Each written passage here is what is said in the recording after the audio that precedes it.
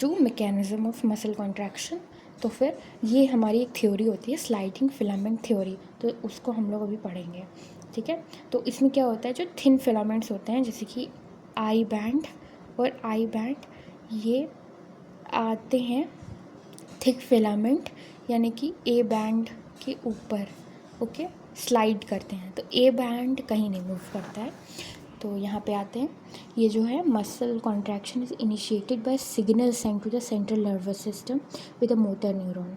तो हमारा जो, अगर हमें मसल्स कॉन्ट्रैक्ट करनी है तो फिर इसका हमें सिग्नल हमारे सेंट्रल नर्वस सिस्टम को जाता है, जो हमारी मोटर न्यूरॉन्स हैं उनके थ्रू। फिर जो मोटर न्यूरॉन्स हैं और जो मसल फाइबर्स जुड़े हुए हैं उससे, इन दोनों को मिला के एक मोटर यूनिट कहते हैं। Muscle fibres and motor neuron, इसको मोटर यूनिट कहते हैं। फिर the junction between a motor neuron and the sarcolemma of the muscle fibre is called the neuromuscular junction.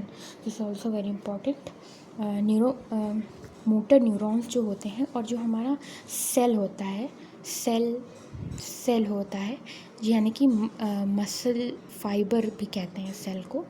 तो सेल की जो ये होती है प्लाज्मा मेम्ब्रेन, तो हम लोग मसल के केस में उसे सार्कोलेमा कहते हैं, ठीक है, और सार्कोलेमा कहते हैं उसे। और ये मोटर न्यूरॉन और सार्कोलेमा का जो जंक्शन होता है उसे न्यूरोमस्कुलर जंक्शन कहते हैं, क्योंकि न्यूरो प्लस मस्कुलर जंक्शन, या फिर मोटर एंड क्लिक भी कहते हैं। The neural signal reaching this junction releases a neuro transmitter acetylcholine. Acetylcholine एक न्यूरो ट्रांसमीटर होता है जो कि which generates an action potential in the sarcolemma. मतलब सार्कोलेमा में एक्शन पोटेंशियल मतलब एक एक्टिविटी जनरेट करता है। फिर जब ये पूरे मसल फाइबर में, सार्कोलेमा के थ्रू पूरे मसल फाइबर में, ठीक है, पूरे मसल फाइबर में ये चीज़ स्प्रेड हो जाता है, यही जो एसिटिलकोलिन, तो फिर एक्शन पोटेंशियल स्प्रेड हो जाता है। तो इससे क्या होता है कि कैल्शियम आयंस रिलीज़ होते हैं, और कैल्शियम आयंस रिलीज़ होने की वजह से क्या होता है कि ये जो ट्रोपोनिन जो हम लोग ने यहाँ पे पढ़ा था, कि ट्रोपोनिन जो यहाँ पे लगा हुआ है मास्क करता है एक्टिन पे, मायोसिन जो एक्टिन पे साइट्स होती हैं, एक्टिव साइट्स, वो हट जाती हैं, रिमूव, जो मास्क होता है वो हट जाता है, और ताकि यहाँ पे मायोसिन बाइंड कर सके अब। फिर उसके बाद फिर और ये एटीपी हाइड्रोलिसिस होता है जिसके थ्रू यहाँ पे एनर्जी मिल जाती है और मायोसिन बाइंड कर जाता है एक्सपोज्ड एक्टिव साइट्स को, और इसे कहते हैं क्रॉस ब्रिज। तो ठीक है, myosin plus actin forms cross bridge. तो हम लोग डायग्राम से देख लेते हैं। सबसे पहले यहाँ से स्टार्ट करते हैं कि ये जो यहाँ पे ये this is called ATP hydrolysis, okay, ATP hydrolysis, ठीक है। ये एटीपी हाइड्रोलिसिस होने पर फिर ये मायोसिन लग जाता है यहाँ पे एक्टिव साइट्स ऑन एक्टिन पे, और फिर क्रॉस ब्रिज फॉर्म हो जाता है। और फिर यहाँ पे क्रॉस ब्रिज फॉर्म होने के बाद यहाँ पे इसका रोटेशन होता है मायोसिन का अपने रिलैक्स स्टेट के ऑपोजिट, यहाँ पे रिलैक्सेशन होता है।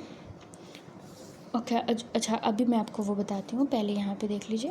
ये क्रॉस ब्रिज की वजह से जो अटैच्ड एक्टिन फिलामेंट्स होते हैं वो ए बैंड की तरफ, जैसे कि मैंने आपको बताया था, जो अटैच्ड एक्टिन फिलामेंट्स होते हैं वो ए बैंड की तरफ कॉन्ट्रैक्ट कर जाते हैं, और जो जेड लाइन होती है आई बैंड के मिडल में, वो भी इनवर्ड्स अंदर की तरफ आने लगती हैं, ठीक है।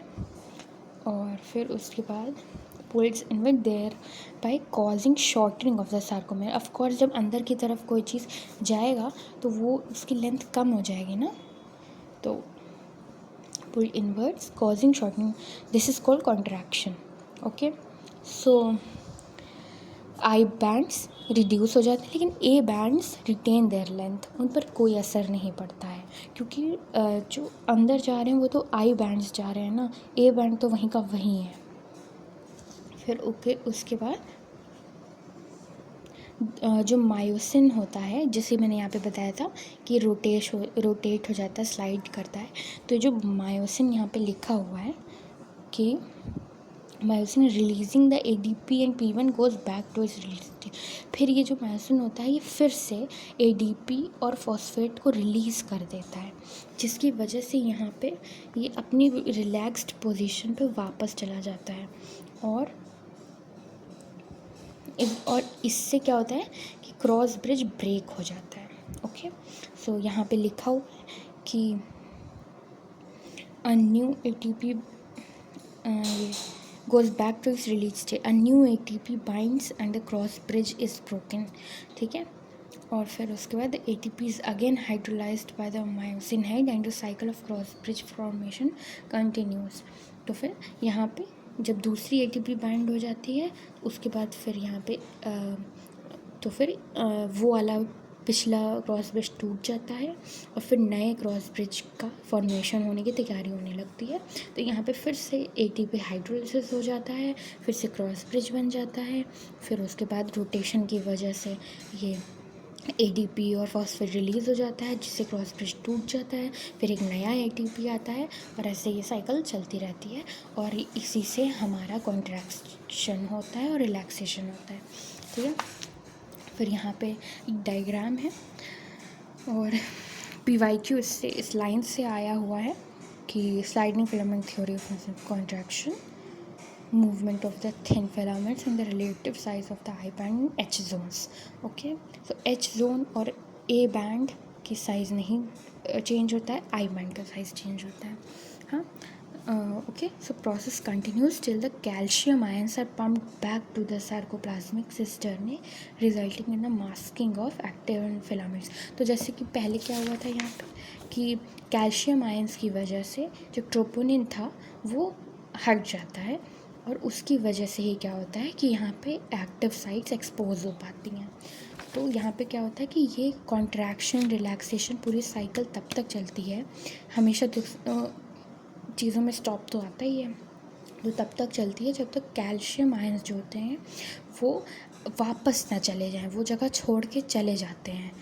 तो फिर कहाँ पे जाते हैं, सार्कोप्लाज्मिक सिस्टर्ने। जो सार्कोप्लाज्मिक रेटिकुलम होता है उसमें जो उसकी जो वॉल्स होती हैं, मेम्ब्रेन होती है, उस वहाँ पे सिस्टर्ने होता है, तो फिर वहाँ पे वापस चला जाता है और इससे क्या होता है कि ट्रोपोनिन फिर से लग जाता है एक्टिन फिलामेंट्स पे। ठीक है, तो फिर अब तो ये जो Z लाइन होती है ये वापस अपनी ओरिजिनल पोजीशन पे, मतलब जो है इधर को वापस अपनी ओरिजिनल पोजीशन पे इधर को जाता है, और ताकि आई बैंड्स अपना ऑपोजिट चले जाते हैं और इसे ही हम लोग रिलैक्सेशन कहते हैं। तो हमने देख लिया, कॉन्ट्रैक्शन भी देख लिया, रिलैक्सेशन भी देख लिया। ठीक है, और फिर आगे यहाँ पे मसल फाइबर्स के बारे में लिखा हुआ है। ओके, सो एक ये भी हम लोग देख लेते हैं कि reaction time of the muscle can very, मतलब जो कॉन्ट्रैक्शन रिलैक्सेशन का टाइम होता है वो डिफरेंट फाइबर्स में वेरी करता है। और एक ये भी इसका रिपरकशन है कि repeated activation of the muscles can lead to the accumulation of lactic acid due to anaerobic breakdown of glycogen in them causing fatigue. तो ये जब रिपीटेड हम लोग मान लो एक्सरसाइज करते हैं तो उससे हमारा लैक्टिक एसिड अक्यूमुलेशन हो जाता है। ओके, ठीक है।